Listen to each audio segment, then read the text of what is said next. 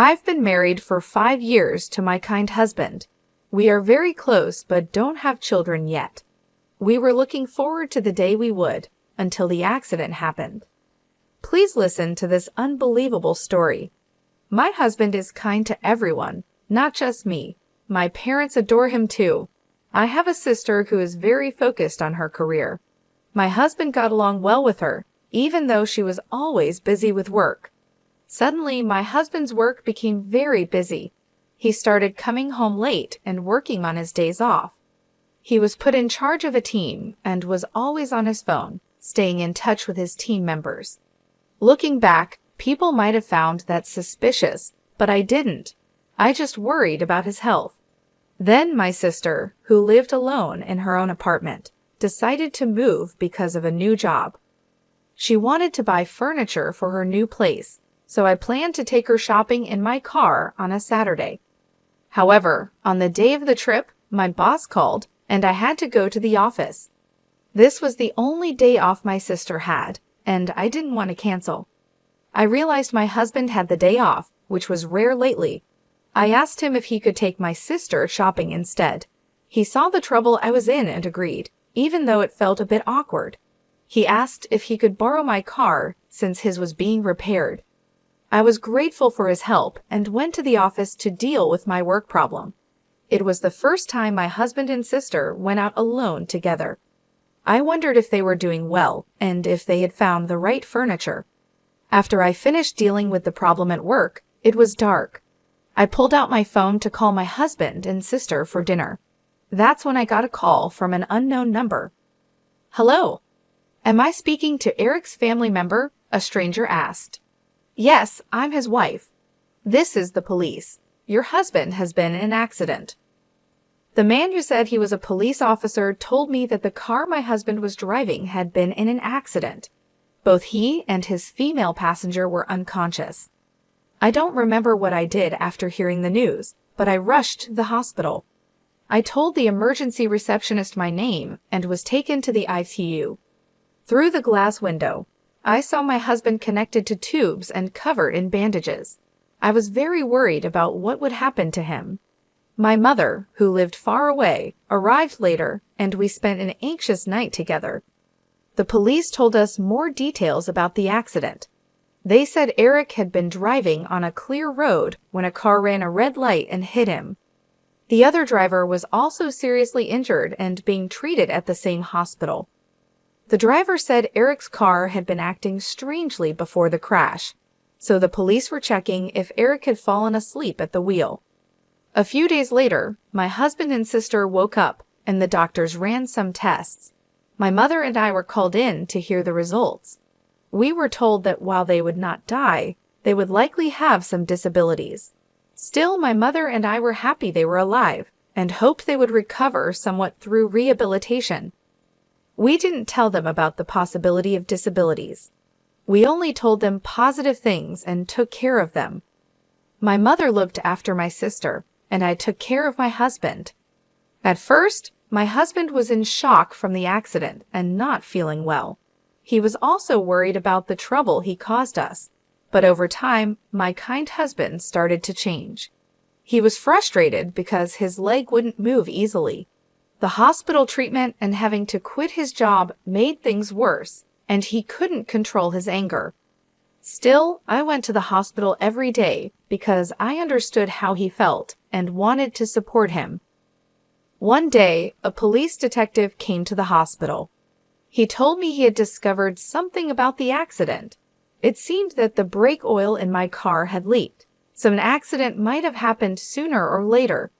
He said this might explain why the car was acting strangely before the crash. The woman who crashed into my car was also not doing well. Her mother came to apologize. It was the first time I had met her. Since then, my husband's anger towards me increased. He was mad that I could move while he couldn't. He was also annoyed that I couldn't stay long at the hospital because of my work schedule. He started ordering me around and venting his anger on me when I didn't get what he wanted. He threw things at me, complained about his hospital room, and even complained when I went out to buy my own lunch. His demands kept getting worse. I felt sorry for him, but I had to work to make ends meet. There were many things I had to do, like contacting the police and talking to the hospital. I didn't even have time to breathe. My husband's attitude was becoming unbearable. I could see that I was being driven into a corner. My sister was in a similar state of mind, and my mother became more and more exhausted. I heard that my sister's demands on my mother, who had no job, were even worse when I couldn't go to the hospital. Both my husband and my sister seemed to have heard that they would remain paralyzed even with rehabilitation. Then there was the issue of my car's brake oil leaking. My sister said, "Hey, I heard your car was leaking oil. You were responsible for your car's maintenance. I can't work, and I can't get my body back to normal because of it. Mom looks irritated, and your husband is in the same condition. You are responsible for taking care of me and your husband for the rest of your life." My sister blamed me so harshly that I felt overwhelmed.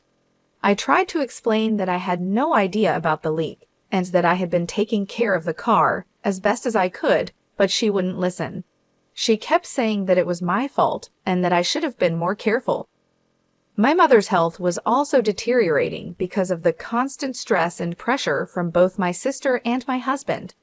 She looked tired and worn out, but she continued to help as much as she could.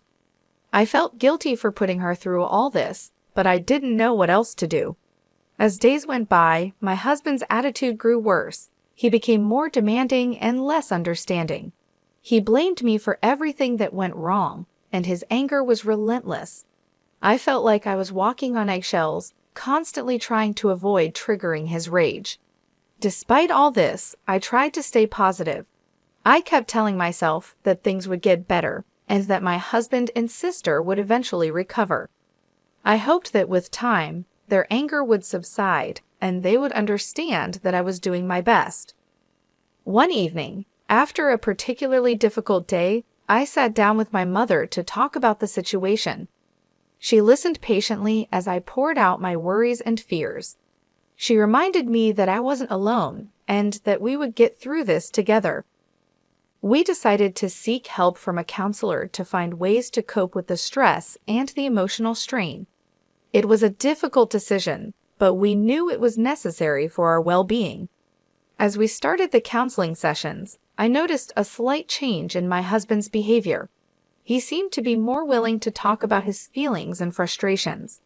It wasn't a complete turnaround, but it was a start. My sister, on the other hand, remained hostile. She continued to blame me for her condition and refused to participate in any counseling sessions. It was heartbreaking to see her so consumed by anger, but I knew I had to focus on what I could control. In the midst of all this, I continued to work and manage our household.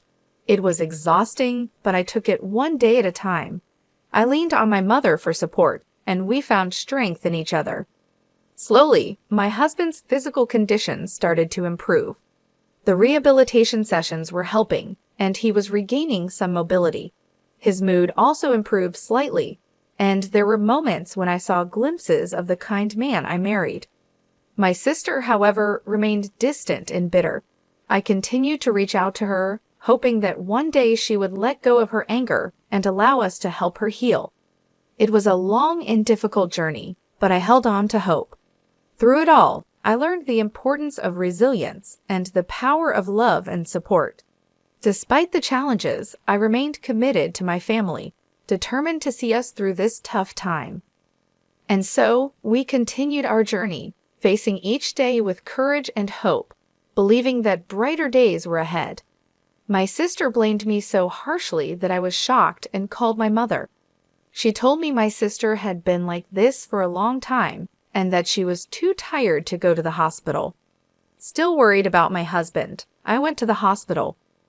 When I didn't see him in his room, I found him with my sister in the common room. Visiting hours were almost over, and they were sitting alone together in the empty room. "Hey," my husband said, glaring at me, "I heard that if you had just taken the car in for inspection, none of this would have happened." "Yeah, but," I started to say, "you are the reason why your sister and I are in this mess. The insurance will pay for it, and you're going to have to take care of us for the rest of your life. Remember that." Hearing those words, something snapped inside me. "Since when are you so close to my sister?" I asked. "What do you mean?" my husband replied. "You don't come here often, and your mom texted your sister to say she could come for a while. Since we both can't leave this place or walk, what's wrong with talking to your husband?" It felt like my husband and sister were ganging up on me. "I know, right," I said sarcastically. "You guys hadn't seen each other for a long time before the accident, right?" My husband ignored my question. "I'm talking about you taking care of us. You know that," he said. My sister didn't look at me, but nodded when my husband said I would take care of them both for the rest of their lives. I didn't expect an answer, but I kept asking anyway, hoping they might understand how I felt. "I wonder if the person whose car hit you is getting better now," I said. "How should I know?" my husband snapped. "She ran into us when the traffic light was red. It's just unbelievable." "That's right," my sister added. "You can't imagine how scary it was. We really need to make sure we get some compensation from her. And I was so close to getting a promotion, too. If I didn't cut in, they would just keep on complaining." I decided it was time to expose the truth. "There's something I need to let you know." "What?" "First of all, I had my car inspected before the accident." "Did you? Then the dealer should be sued. There's no way they didn't know the brake oil was leaking." "I know, right? So, right after the accident, the police called me. They wanted to know the cause of the accident, so they asked if they could look at my drive recorder. But that old drive recorder doesn't record sound, and it also doesn't start recording until after the accident, so you can't get anything out of it." "I see. It's just like I thought. You didn't know I had gotten a new drive recorder." My sister looked up in surprise. "What?" "I also installed another camera inside the car." Her face grew paler and paler. Drive recorders nowadays can start recording with even a slight shake of the car. The police contacted me and said they had seen the data." My husband looked confused, and my sister looked so pale she almost collapsed. "You were up to something, correct?" I confronted her. "What do you mean?" she asked, panicking.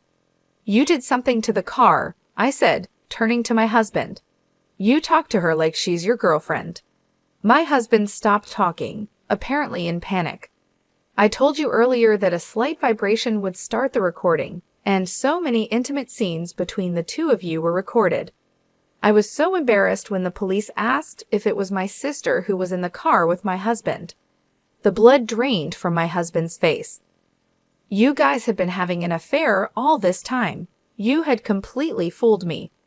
Not knowing what to do, my husband started blaming my sister. Linda isn't the only one at fault here. At that moment, the mother of the woman who had crashed into my car came to the hospital room. I had asked her to come over. "Don't you have anything to say to her?" I asked. My sister was taken aback by the sudden appearance of the small, frail woman. "Whoa, who's this?" she asked.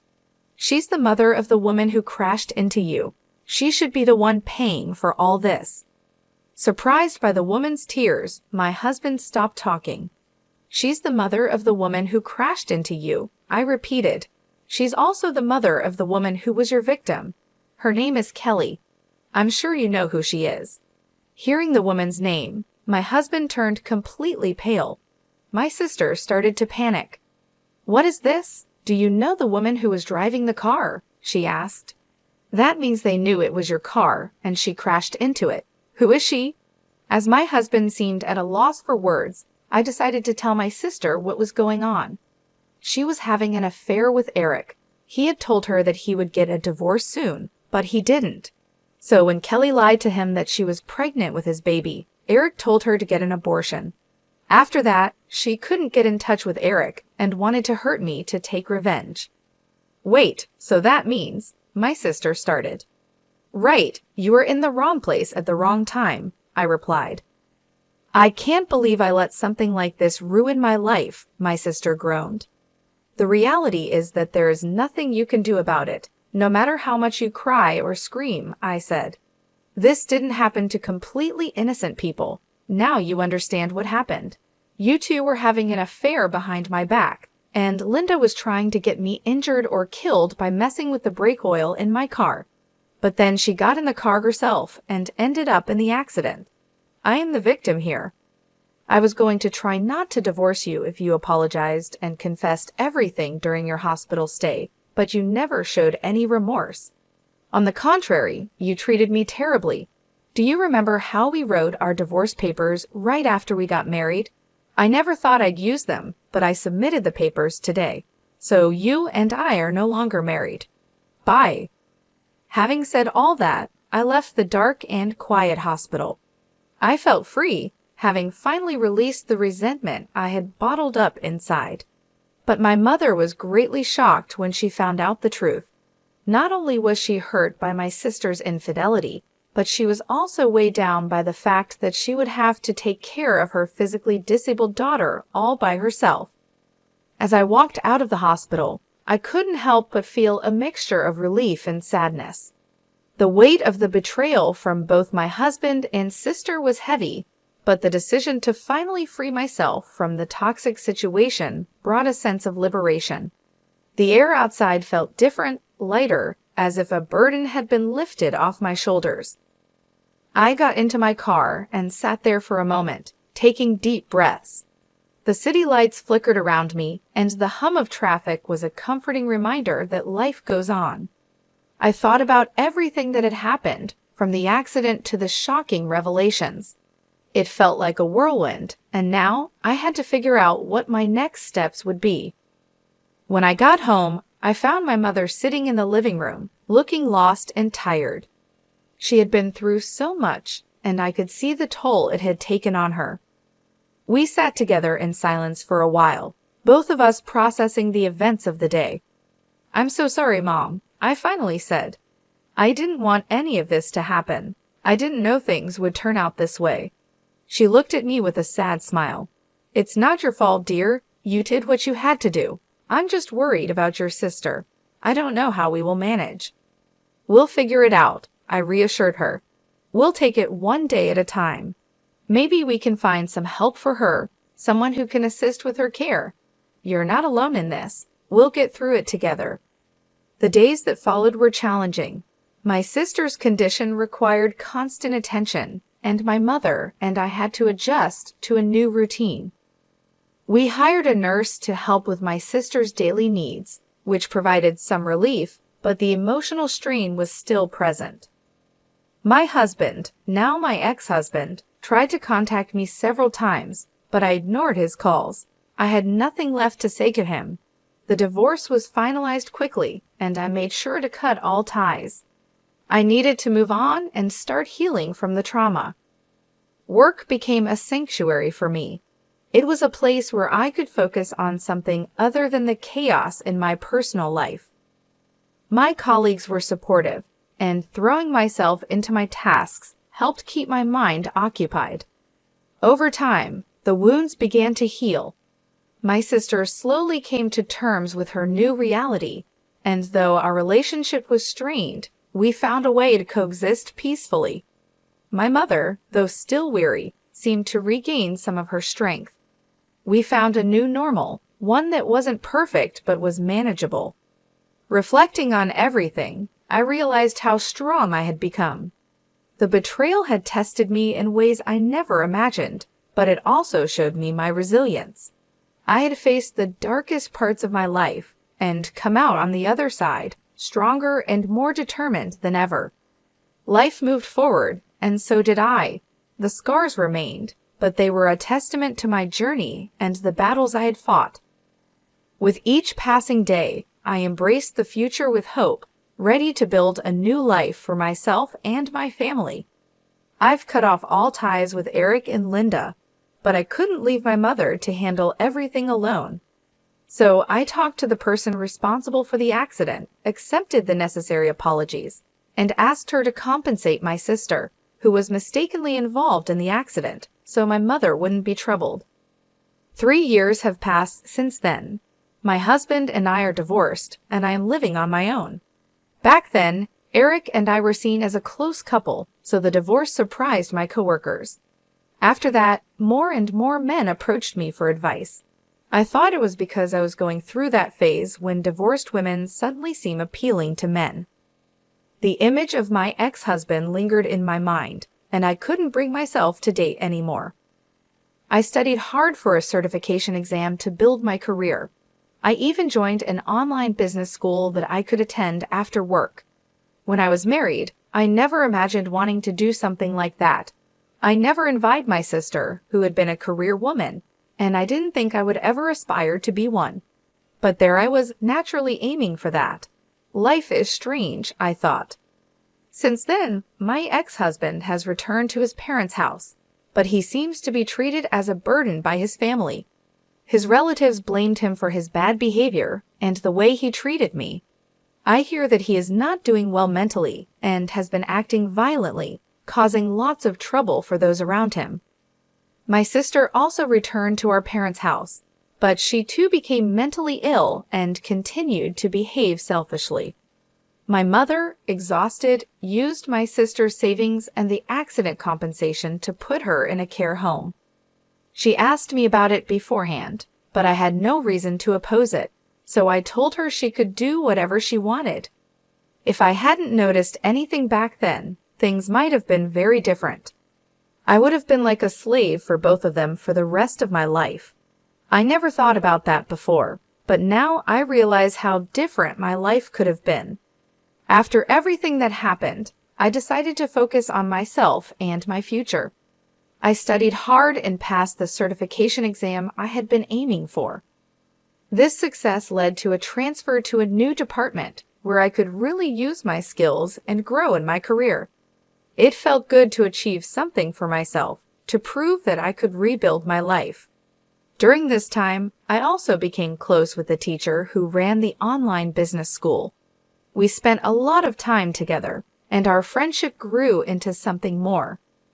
Unlike my ex-husband, he wasn't just kind to everyone, he was especially kind to me. He showed me what it felt like to be truly cared for and appreciated.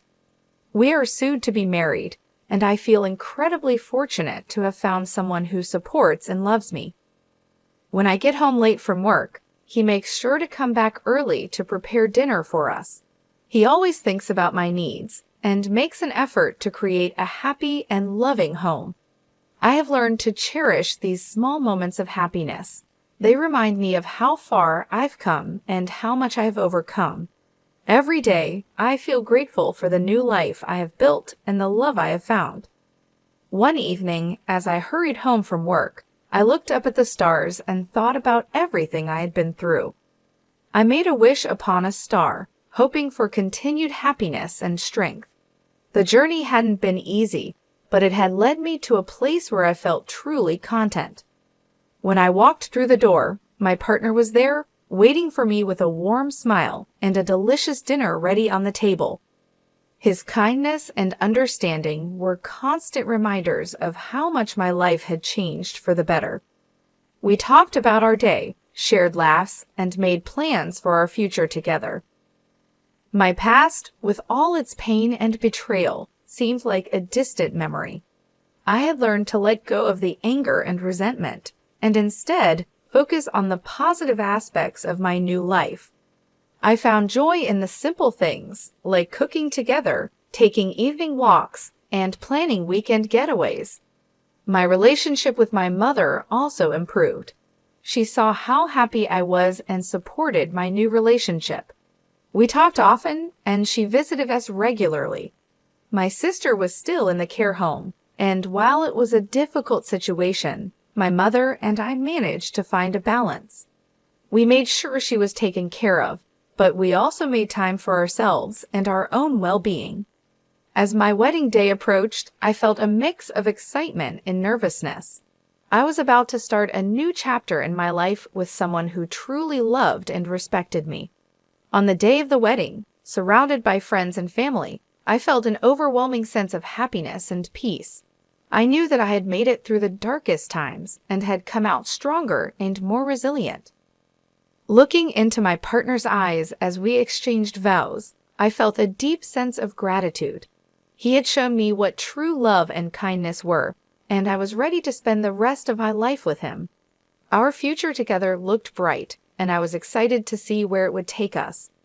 After the wedding, we settled into our new life together. We continued to support each other in our careers and personal growth. We traveled, explored new hobbies, and made countless memories. Every day felt like a new adventure, filled with love and laughter. Reflecting on my journey, I realized that all the hardships had led me to this point. They had taught me valuable lessons about resilience, self-worth, and the importance of surrounding myself with people who genuinely cared about me. I had transformed my life and found happiness in ways I never imagined possible. As I looked forward to the future, I knew that I could handle whatever came my way. I had built a strong foundation of love, trust, and mutual respect with my partner. Together, we were ready to face any challenges and celebrate every joy that life had to offer. And so my story continued, not as a victim of circumstance, but as a person who had found strength and happiness in the face of adversity. I embraced each day with a grateful heart, knowing that I had created a life filled with love, hope, and endless possibilities.